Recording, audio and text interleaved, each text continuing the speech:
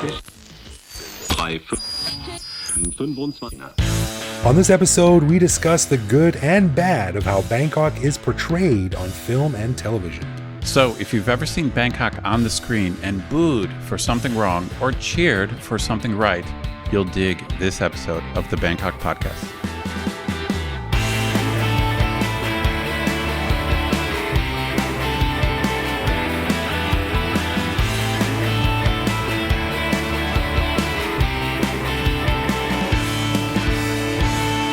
Sawadee krap. This is the Bangkok Podcast in your ears.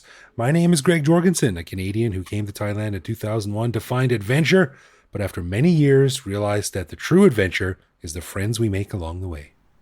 Wow, that's so sweet. Oh. And I met Knuth, an American who came to Thailand on a one-year teaching contract 21 years ago. Fell in love with those tiny gecko lizard things that show up everywhere I live that I hope have some positive purpose. So I never left. Nice. They're kind of cute. They're I kind love of them. cute. I love them. Yeah. I mean, but they just seem to just show up wherever I am. You know, hotel rooms, you know, on the beach. You're in a bungalow on the beach. And then randomly There's one that lives in our kitchen. Oh, really? Yeah, we call him Bob. That's great. No, but they really, I mean, it's strange because it's not like there's never dozens of them. It's not like that. It's just randomly there's one or two in every place you live or stay. Yeah. They far outnumber us. Yeah, and I hope they have just some good effect. Maybe they eat bugs, eat ants, something. Mosquitoes. I'm hoping. Yeah, mosquitoes. I hope so. Anyway, all right. We want to give a big thanks to all of our patrons who support the show. Patrons get a whole bunch of cool stuff, including our ad-free regular show a day early, behind-the-scenes photos and videos of our interviews, discounts on swag, access to our Discord server, and various other things that aren't available to regular listeners. But best of all, patrons also get an unscripted, uncensored bonus episode every week where we riff on current events and random topics. We just finished recording this week's bonus show, and we chatted about our man Russell Crowe's adventures in Bangkok and how strong his selfie game is, my brand new favorite super healthy delivery service called Prana, and why Greg's skills leading groups on bike rides are not to be underestimated, for sure. To become a patron, head to bangkokpodcast.com/support. I just think back my early days of trying to map out these bike routes in Bangkok before the iPhone and Google Maps and stuff. Oh, man, dude. I had like a little Nokia phone with a tiny little screen trying to zoom in on maps that I'd saved. It's brutal. Man, I don't know how you did it, man. It's a tough job. A tough job, but someone's got to do it. That's right. And that someone is me. That's right. All right. Well, in this episode, we are going to embrace our love of entertainment and our love of Bangkok by taking a look at the area where they intersect. Now, most of us have seen a movie based in Bangkok or Thailand, everything from action movies to love stories to comedies to lakorn soap operas. Now, oftentimes, especially with international productions, it's a pretty big deal, and we watch eagerly to see how accurately they portray real life in the Big Mango, or Big City. Some people don't like it when I say Big Mango, but whatever. So, on this show, Ed and I thought it'd be fun to look at some of the themes and movies and cliches that happen when people try to capture the complex madness that is Bangkok on film. So, Ed, this is a prompt from you. It's an interesting topic. Yeah. I'm looking forward to get into it. Yeah, this is an issue I find fascinating for many different reasons. I've got a little mini rant to get us started. And the issue to me is Bangkok or Thailand or Thai culture, is it portrayed accurately in movies and TV shows or series? So to me, that's the question. So, obviously you and I watch a ton of stuff. I mean, I wish I watched more Thai movies and Thai series, but I do watch some. But of course, every once in a while, Western stuff has Thailand in it, right? Right. Whether it's Hangover 2 or whatever. And the question is, when we see Bangkok on screen, do we say, yep, that's exactly how it is? Or do we say, wait a minute, it's not really like that? That's a really interesting question. And I think it's especially interesting because, speaking just of Thailand, I'm sure it's the same in other countries too. But I mean, the expats here, let's take it from the expats' point of view. A lot of expats are already jaded and critical of most things, right? And I think when they see a movie, bitter expat. yeah, it's not a stereotype. They exist in droves. But I think, and then when they see like, you know, someone, so the subtitle says Bangkok, and someone's sitting at a table eating a plate of rice with chopsticks, they're like, you don't eat chopsticks, you know. That's right. Thai people normally don't use chopsticks, right? Yeah. Right. I think like they sort of revel in jumping on that. And I'm guilty of that sometimes too. Like a movie takes place in Bangkok and you're like, oh, you know, that's not accurate or something like that. But I think it's a particularly, I wouldn't say sensitive, but popular item of discussion. Yeah, I mean, it actually is, I think, an issue that's quite complex because, on the one hand, entertainment is supposed to be an escape. So there's plenty of Hollywood movies that are just, I mean, I don't even mean even just like literal fantasies, but a lot of romantic movies are actual fantasies. You know, it's like boy meets girl and boy loses girl and boy gets girl and they ride off into the sunset. That's not realistic. Right. Or it's like when I'm watching Star Wars, I don't stand up in the theater and go, there's no sound in space. This is bullcrap. That's right.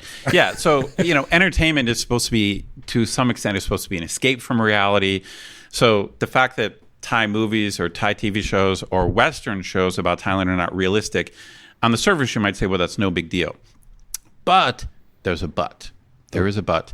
And the but is that there is a genre or type of movie or TV show that is trying to show the world the way it really is.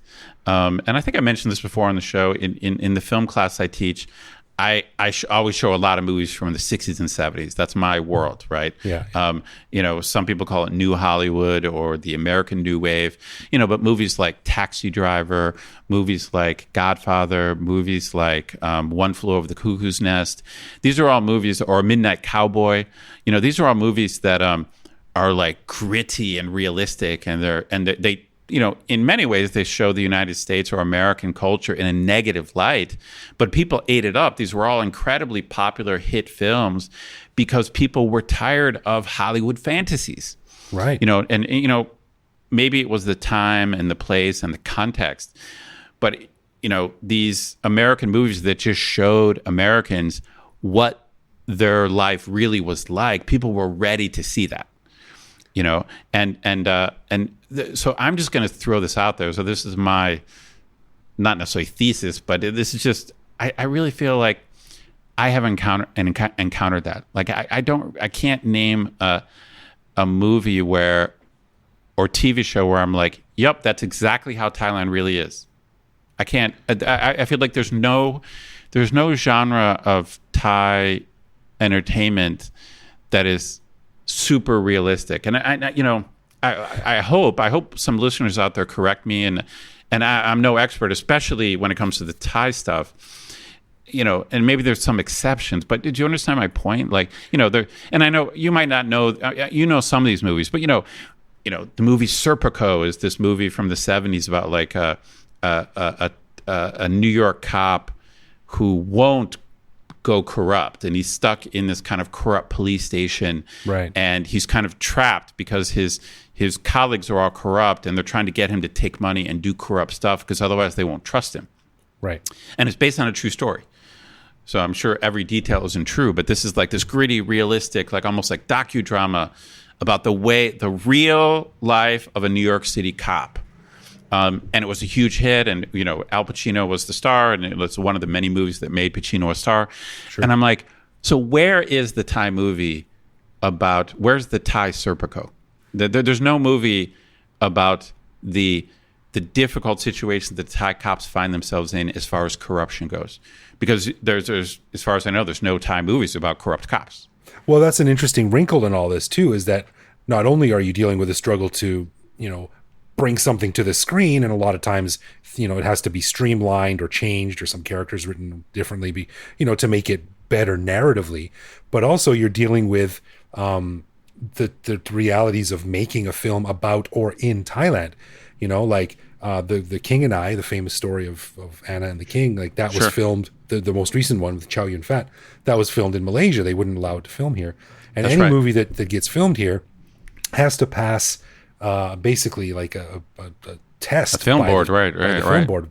And, they are very strict, and they just simply won't let you film stuff. Like a movie about corrupt cops, that's not going to get the That's right. green light. In case our listeners don't know, the general rules are, and I think these are unwritten, but everyone kind of knows that you can't show movies about corrupt cops, corrupt politicians, corrupt monks, or basically anything about the monarchy that's not flattering. Right. So I think the movie. So I'm not an expert on the exact laws, and I want to give a shout out to our buddy John, who is an entertainment lawyer here in Thailand, who helped me prep for this show. But he clarified that foreign productions, the script has to be approved even before you begin shooting. So you have to submit the script. And if there's corrupt monks or corrupt cops or corrupt politicians or anything that makes the monarchy look bad, you can't even begin shooting. So you don't even get to day one. Right, exactly. Yeah. Right. And then even apparently with local productions, you can start shooting, but then when it's completed, it's still subject to censorship. I think it's a little bit less formal. But if a Thai movie, let's say, comes out and all of a sudden the Thai Film Board doesn't like it, then they can ding it at that point. Right. So I think what happens with Thai productions is they just know that, hey, there's no point. Even though we can go ahead and shoot and make this movie, we're not stopped ahead of time. We know we're going to be stopped later if we try to show this movie, if we try to distribute it. So I think there's a little self-censorship. So the bottom line is that the gritty, realistic movies that I love of the 70s, they're just stymied here, I think, partially for legal reasons. Well, let me ask you this. What is the most realistic depiction of Bangkok that you've seen on film or TV? It's a great question. It's funny. Let's since it's in a way it's the elephant in the room, the Thai elephant in the room. I think Hangover 2 is a fascinating movie. For one thing, I liked it. I thought it was funny. Right? Yeah, it was a goofy lark. Right, and it is a comedy, so we shouldn't analyze it too much. But I thought Hangover 2 did a decent job with some like Thai details, like that were realistic. So like there's the joke about the Fanta soda in a bag. They it's like these Farang who've never been to Thailand before. They noticed that like what's up with like soda in a plastic bag. You don't see that much these days, but back 10 years ago that used to be a really big deal. Like yeah. No, I would go. This is one of my early memories. I went to a street stall and I ordered a Coke. And the woman took out a plastic bag and put ice in it and then poured the Coke into the plastic bag and handed me the bag of Coke and ice. And I was like, I'd never seen that before. And so, Hangover 2, it gets some details right. Like they took some time to notice like weird Thai quirks. Yeah, and they filmed. They had some really good locations. They filmed on location in a lot of for sure. That's right. Bridges, a lot down in Chinatown. A lot of they didn't do they didn't paint out anything in the background. Like the backgrounds in that movie were messy and dirty and crowded and hot and sweaty. There was one scene where an elephant was walking down the middle of the street, which just doesn't really happen in Bangkok. Which doesn't happen anymore. That's old school, right? But that and used to happen. The egregious example of them jumping into a speedboat on the Chao Phraya River and then driving to Phuket in about 2 hours. That's right. That's true. Well, so I think when you think about Western productions such as Hangover 2, I think it's not so much that they're unrealistic. It's that there is a tendency to just pick certain cliches and always show that. So the katoi, like it's obligatory that you have to have a trans person, a katoi. It's obligatory, or you have to show prostitution or go-go bars, or you have to show an elephant. Like, so there's, and those things, it's weird. It's not the case that those things are actually unrealistic. It's that they don't play such a prominent role in Thailand as you would think from the movies, Yeah. So I guess they are unrealistic in that way, and that they pander to like Thai cliches or Thai stereotypes. Like you can't have a reference to Thailand in a movie without a joke about transvestites or prostitution. Right. You know, one movie I saw recently, which I didn't actually really like that much. I thought it was quite boring. But it was Changeland, the one that Seth Green directed. Oh, I never watched it. I really like Seth Green. I think he's a very funny, talented guy. And I've been a fan of his for years and years. All of his stuff is usually good. And I appreciate that he made this movie like as a passion project. And it's pretty well done, but it just didn't really grab me. But there's one thing that I thought was very self-aware about it, was that he sort of falls for his tour guide on this tour in Thailand where he is. And this girl is like, okay, when you finish tour, you come get me. I take you food. I take you go see. I can't go see this, go see boat, go see market. Okay. And then like, he's like, oh, that's great. And then later on he runs into her and she's got like this Southern Californian accent. And he's like, hey, how come you don't have an accent anymore? And she's like, oh, I grew up in California, man. Like, so she was playing a role. She was playing a role for the tourists who expect this cheesy cliche. Oh, that's great. I like that. I thought that was pretty funny. I thought that was a nice little touch. I like that. No, that's cool. I mean, that shows some depth of understanding of what happens here. Like, I don't know if I've ever encountered a tour guide like that, but I like that. I like that shows some depth of understanding. Look, I got to ask you this. So, since lakorn plays such a big role in Thai media, I've got a theory about Thai lakorn. I mean, in a way, it's such a big part of Thai culture that, in a way, you have to say it's realistic in that it's so popular. But what's your feeling when you watch a Thai lakorn? Do you feel like, oh wow, that's just like my wife acts just like that? Like, is that your take?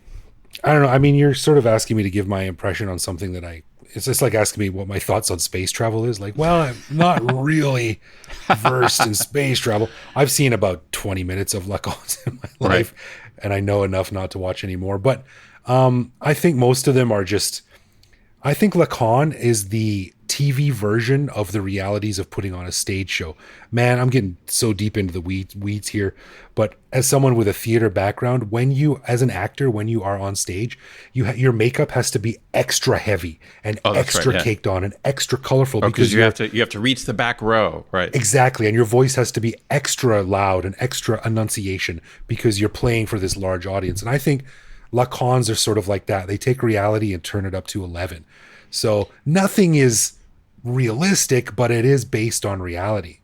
It's obviously melodrama, and my earliest take on Thai soap operas, when I even before I met my wife and I saw it on TV and I had a Thai girlfriend, is the people on the shows were so dramatic and so emotional and so expressive, and they were arguing, and it was like filled with conflict and drama, and that I was just watching this going, Thai people never act this way in real life. No, it's like a grade 1 class, and all the roles are played by adults. Right. Okay. But here's my take. Does it make sense that maybe Thai people like that because they can't act like that in real life? It's like, so they have these feelings inside, whether it's anger or whatever, and then culturally they can't express it because it's an indirect culture and they have to be meek or mild, and they can't be so emotional. They're supposed to be, like emotionally restrained. That on TV, when they see these people being expressive and yelling and shouting and arguing and, saying exactly what they feel. So when they're like slapping their nemesis across the face. That's right. That's why they like it, because it's not realistic, because the actors are acting the way that Thai people feel. That's my theory. So you're saying is that the reason that I watch Indiana Jones is because I want to be that badass. Of course. The same reason that Thais watch lakorns, because they get to slap around the maid with a heart of gold. I think it's a little bit of a cathartic. I think they get some catharsis from the drama. Because my take from being here for 20 years is that Thai people in real life are not very dramatic, and I like that. Like, I like that it's kind of low key, and in general they don't make a big deal out of most things, and everything. It's just kind of low key and chill and indirect, and let's not take things too seriously. This is what Thailand is famous for. But lakorn, Thai soap operas, which are insanely popular, are not like that. I will say, my wife, whenever I say something like, "Oh, I'm going to go out tomorrow night to the pub with Ed," she will do a very soap opera move on me, which is sort of look at me out of the side of her face and give me the stink eye, like, look That's who's great. going out. And I'm like, That's great. That's great. I mean, I can't imagine she got that anywhere except the soap operas. Okay, this is fascinating. Okay, so what this could mean is that there was some baseline Thai culture, but then lakorn created an unrealistic version of Thai culture, maybe how Thai people would like to act. But then your wife watched those shows, and now she's acting like someone from a lakorn. Oh my God, that's so meta. So the new Thai culture is actually based on a fake reality of the old Thai culture. That could be true. You know, it's fascinating. Mind blown. It's weird because this, this idea that movies or TV shows should reflect reality directly. At first, it seems like common sense, but then when you think about it, it's not really common sense because we go to the movies and watch TV shows to escape. Like, so this idea, so I happen to like these American movies from the 60s and 70s that are more realistic, but I understand and respect that, because you're dealing with realism, you're dealing with reality all week. So you see like gritty reality all week. So Friday night when we go to the movies, you don't want to see the same shit that you've seen all week. Yeah, exactly. You want some type of escape. But I just think though that in the West, for some reason, there is a greater appreciation for showing the world the way it really is.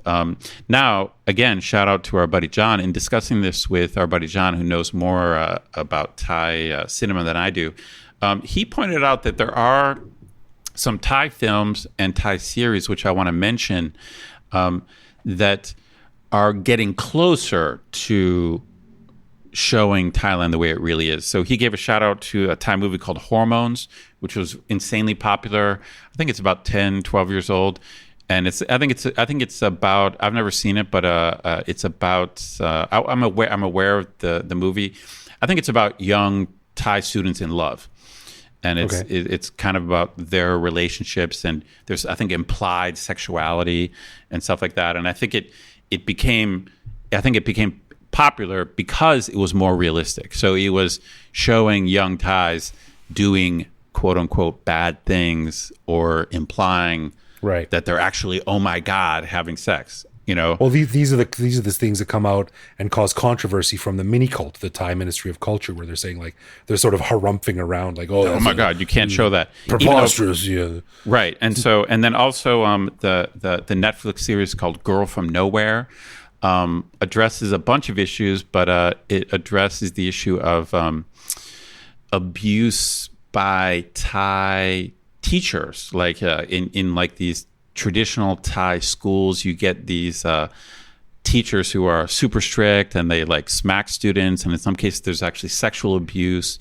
And the Girl from Nowhere is kind of like this new girl in school who plays like the hero figure, who's this outsider who comes in and points out all the wrong things the teachers are doing. So this is a problem. This is a problem in Thai society. Is there's so much respect given to teachers that this gives a window for some twisted people to take advantage of that and abuse the abuse of students is a social issue in Thailand that needs more. It should be a bigger part. It should be like a spotlight needs to be put on that.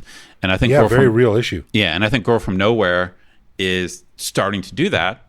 And then the third one is the new series, which looks good. I've only watched a little bit of it, called Bangkok Breaking, which is gritty.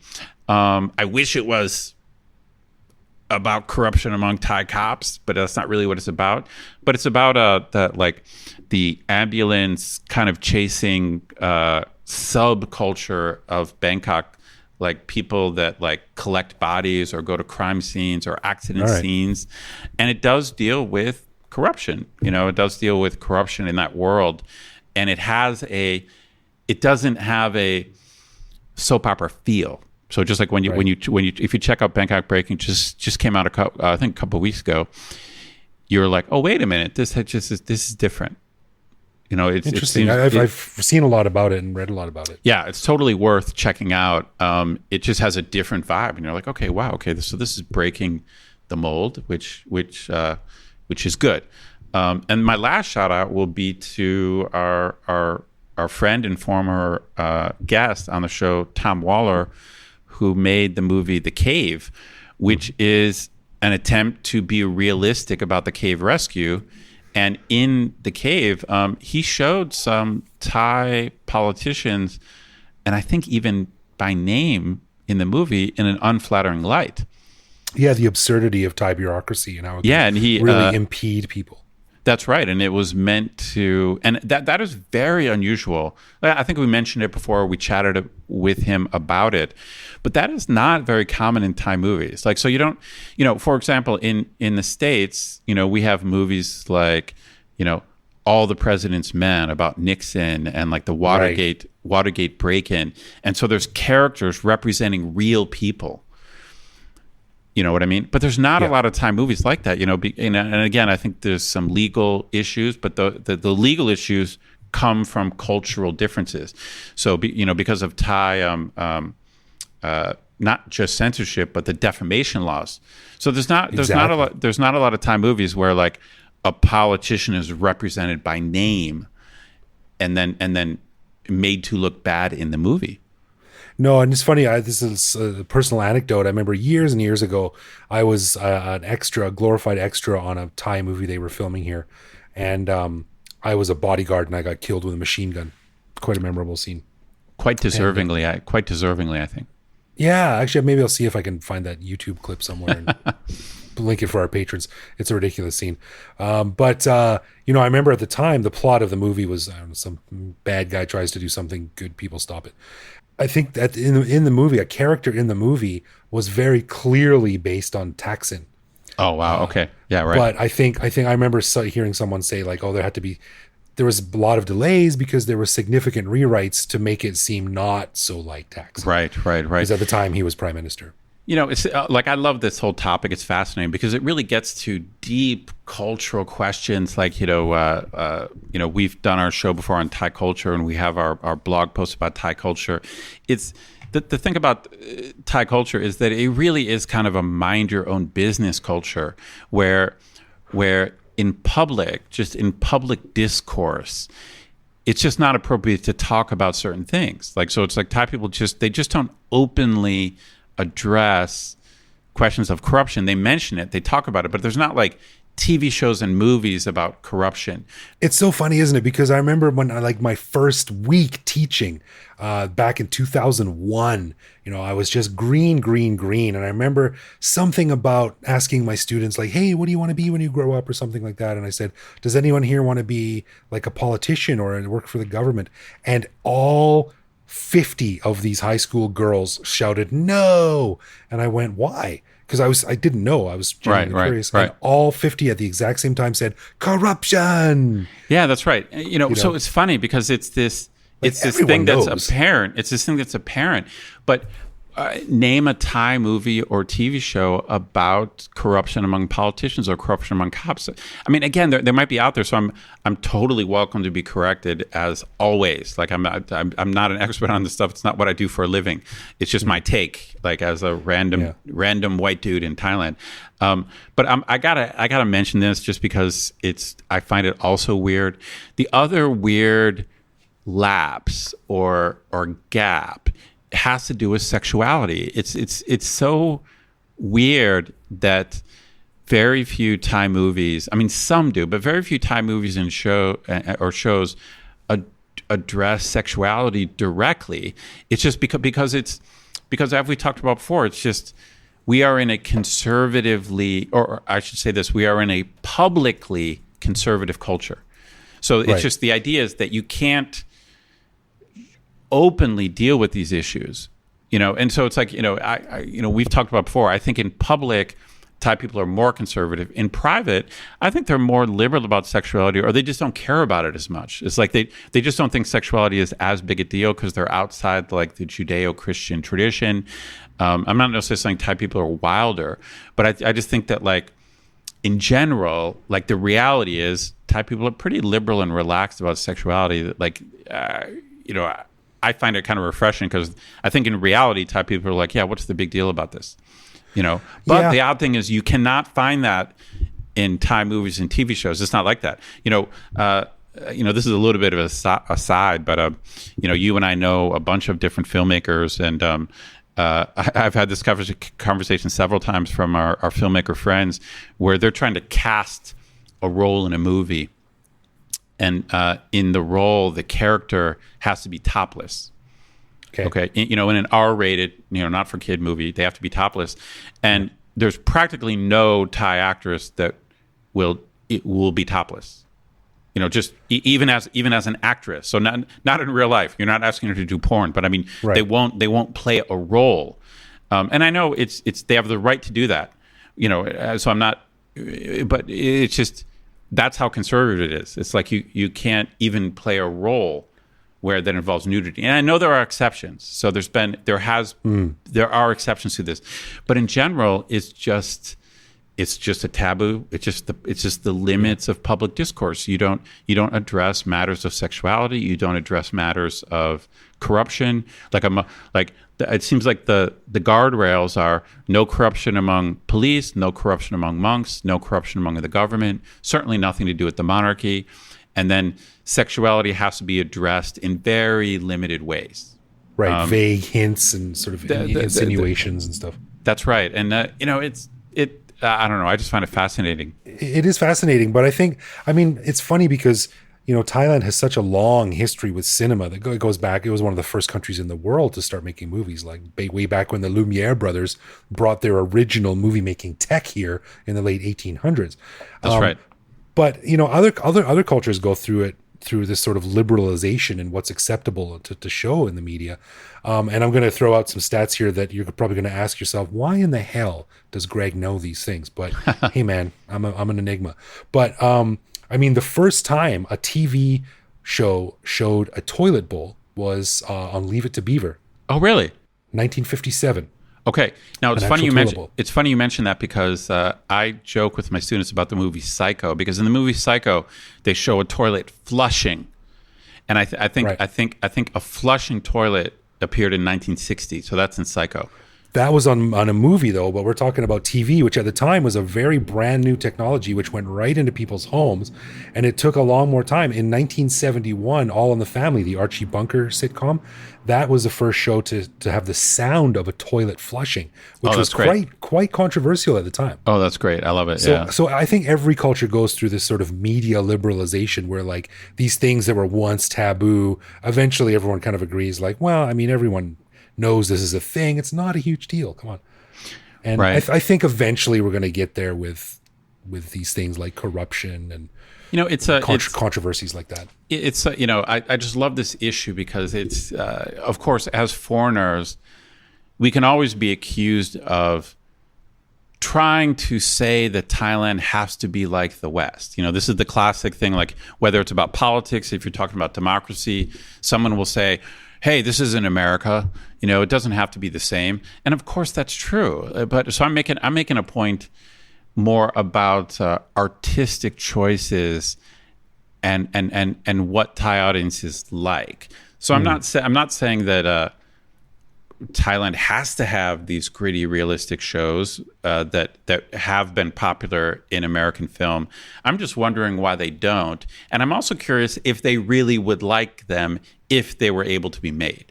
So if you made a movie about a Thai cop who didn't want to be corrupt, but was facing these difficult choices, and it was just realistic, what it's like to be a Thai cop if you want to be straight in a corrupt system. I wonder if Thai audiences would actually eat it up or not. That's what I want. That's what I want to know.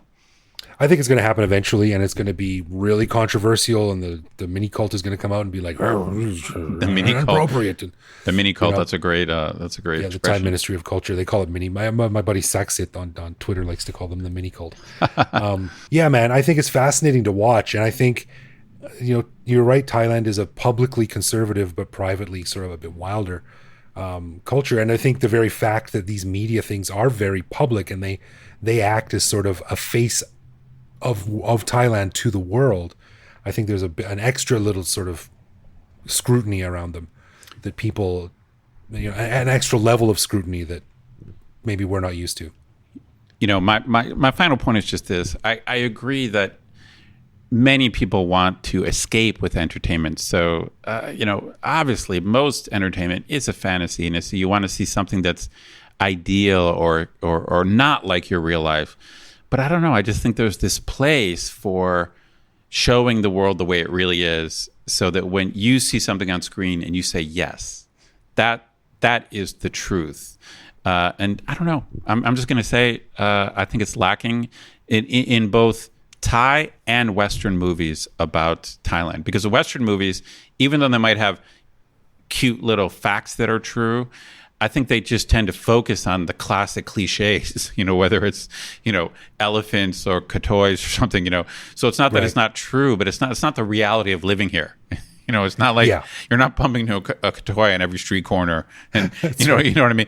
So it's like they just tend to focus on these cliches. So I just feel there's this lack of, can I just see something that shows me the way it really is here? That's what I'm saying. There should be space for that, and maybe it is out there. So, listeners, anyone out there, if you can point to a movie or TV show where you could say this is actually what life is like in Thailand today, or even in the past, I'd like to hear it. I'd love to learn more. Yeah, I think The Serpent is probably pretty accurate. It's funny we haven't mentioned that yet, but yeah, we talked about it before. I think Serpent is a good historical thing. I think it does capture Thailand in the 70s. So that's a good point. I think The Serpent, but nothing else jumps to mind. Yeah, true that. Yeah. Well, there is one place where you can go if you want like true life Bangkok in audio, and that is the Bangkok podcast. But for sure, nothing but the truth. That's right. But since you're listening to this, listener, you already know that. That's right. All right, let's get into some love, loathe, or live with, where one of us picks a particular aspect of living in Bangkok, which we then discuss and decide if it's something we love about living here, loathe about living here, or have come to accept as something that we just have to learn to live with no matter how we feel about it. Now, last week, Ed asked me what I thought about the overuse of the why, so this week it is up to me. All right, Ed, I'm going to give you a very sort of throwback here. I really am a fan of Thai pop music from the 60s. It's just really quirky and strange.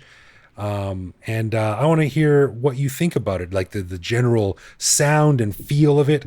So let's play a clip from a very famous song called Ding Ding Dong by Waipod Petsupan. And let me see what you think of this type of music.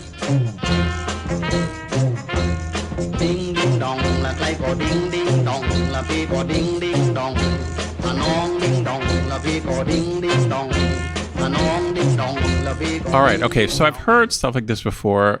This style, I'm not that into. Now there is some fascinating stuff from the 60s and 70s from Thailand and Cambodia that is like funkier, maybe less pop. Right. Almost like surf music that I like better. So to me, this is kind of in the silly Thai pop category, which whatever. Yeah. It's it is what it is. It's whatever. It's amusing. It's a little bit of cotton candy music, kind of thing. Interesting. But not really my thing. This type of just purely pop stuff is not my thing. But I got to admit, there, like, occasionally I see a video of like some old Thai band from the 70s. And I've also seen some clips of these Cambodian bands, and I'm like, wow, that's Cambodia before the freaking nightmare over there. Yeah. And they're pretty cool. So there's definitely some of that stuff I like. But this kind to me, this is like pure Thai pop. Yeah, I think so. It sort of reminds me of like the Thai version of like surf rock, American surf rock. I really like it. I think it's just super quirky. I also like the visuals. The album covers are all extremely colorful, and the marquee photos of the singers are always like very oil painty, and I don't know, man, there's just something super charming about it that I really love. It is charming. I mean, it's just meant to be fun and not serious. It's just not my thing. So I wouldn't say loathe, but I would say I live with, maybe leaning towards loathe. It's just not. Right, it's just not my thing.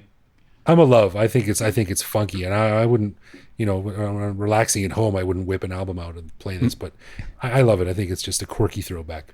There is something to be said for just something that catches your ear, whether it's like a melody or a rhythm, and it's like, it is one of those things that just gets in your ear. So that's that's pop music. It's like something that it just catches something, and you can't stop repeating it or singing it, right? Right. All right, cool. All right, also, let's throw a voicemail in there. We recently asked our listeners to send in a voicemail online. Hey, if you have the Line app and you want to hit that old microphone on the app and send us a voicemail, go nuts. We'll play it on the show. We'd like to hear from you wherever you are in the world, and let us know what's going on. So I'm going to play one from our buddy David. Hi, everyone. This is David, and I've been a long-time listener of the Bangkok podcast. It's always fun, entertaining, and informative. Greg and Ed are great guys, and I've been living in Bangkok now for 2 years, teaching English, but I'm heading back to the States pretty soon. I'm going back to California in November. So I'm going to continue to listen to you guys, and hopefully I can make it back to Thailand soon. Take care. Oh, that's cool. Thanks, David. We appreciate your support. Yeah, and have a safe trip, man. I actually had lunch with David today. We had a very big salad. Not together. We're not like, sharing salads and stuff. But no, we had a nice lunch. Say goodbye because he's off back to the States, and hopefully he'll be back soon. So thanks, man. Have a safe trip. Cool. All right, a final thanks to all of our patrons who support the show. Patrons get a ton of cool perks and the warm, fuzzy feeling knowing that they're helping support the show. Find out more by clicking support on our website. And connect with us online. We're Bangkok Podcast on social media, bangkokpodcast.com on the web, or simply bangkokpodcast@gmail.com. We love hearing from our listeners and always reply to our messages. Yeah, baby. You can also listen to each episode on YouTube. You can send us a voicemail online, like I mentioned. We'll feature on the show, or even reach out to me directly on Twitter or Instagram, where I am BKK Greg. So thanks for listening, everyone. Stay safe. We'll see you next week. No doubt.